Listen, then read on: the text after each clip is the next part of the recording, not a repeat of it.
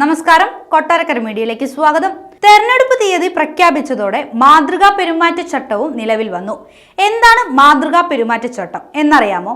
1960കളിൽ കേരള നിയമസഭാ തെരഞ്ഞെടുപ്പ് വേളയിൽ രാഷ്ട്രീയ പാർട്ടികൾക്കായി ഒരു പെരുമാറ്റച്ചട്ടം കൊണ്ടുവരാൻ അന്നത്തെ ഭരണകൂടം ശ്രമിച്ചു.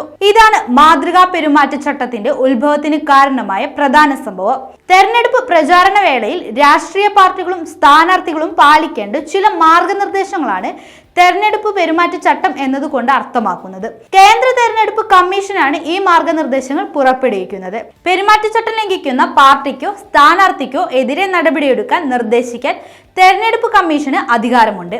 കേന്ദ്രത്തിലോ സംസ്ഥാനത്തിലോ അധികാരത്തിലിരിക്കുന്ന പാർട്ടി തെരഞ്ഞെടുപ്പ് പ്രചാരണത്തിന് താങ്കളുടെ ഔദ്യോഗിക അധികാരം പ്രയോഗിക്കുന്നില്ല എന്ന് ഉറപ്പുവരുത്തുകയാണ് തെരഞ്ഞെടുപ്പ് പെരുമാറ്റച്ചട്ടത്തിന്റെ ലക്ഷ്യമെന്ന് തെരഞ്ഞെടുപ്പ് കമ്മീഷൻ പറയുന്നു. തെരഞ്ഞെടുപ്പ് തീയതി പ്രഖ്യാപിക്കുന്നതോടെ എന്തൊക്കെയാണ് നിരോധിക്കപ്പെടുന്നത്?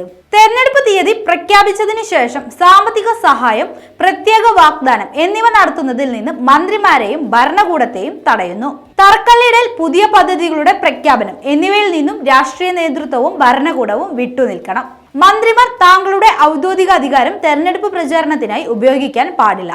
വോട്ടർമാരെ സ്വാധീനിക്കുന്ന രീതിയിലുള്ള പദ്ധതി പ്രഖ്യാപനങ്ങളും പാടില്ല. തെരഞ്ഞെടുപ്പ് പ്രചാരണം മുന്നിൽ കണ്ടുള്ള ഔദ്യോഗിക സന്ദർശനങ്ങൾ പാടില്ല. തെരഞ്ഞെടുപ്പ് പ്രചാരണത്തിന് ഔദ്യോഗിക പദവിയിലിരിക്കുന്ന ഉദ്യോഗസ്ഥരെ ഉപയോഗിക്കാൻ പാടില്ല. തെരഞ്ഞെടുപ്പ് തീയതി പ്രഖ്യാപിച്ചതിന് ശേഷം മന്ത്രിമാരോ അധികാര സ്ഥാനത്തിരിക്കുന്നവരോ വിവേചനാധികാര ഫണ്ടിൽ നിന്നും ഗ്രാന്റുകളോ മറ്റ് സഹായങ്ങളോ അനുവദിക്കാൻ പാടില്ല. തെരഞ്ഞെടുപ്പ് പ്രചാരണത്തിന് സർക്കാർ ഉദ്യോഗസ്ഥരെ ഉപയോഗിക്കാൻ പാടില്ല. സർക്കാർ വസതികൾ തെരഞ്ഞെടുപ്പ് പ്രചരണത്തിനുള്ള ഓഫീസുകളായി ഉപയോഗിക്കാൻ പാടില്ല.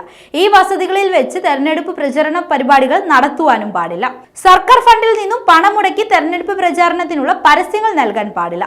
ഭരണകക്ഷിയുടെ നേട്ടങ്ങൾ പ്രചരിപ്പിക്കുന്നതിനായി മാധ്യമങ്ങളെ ദുരുപയോഗം ചെയ്യാൻ പാടില്ല.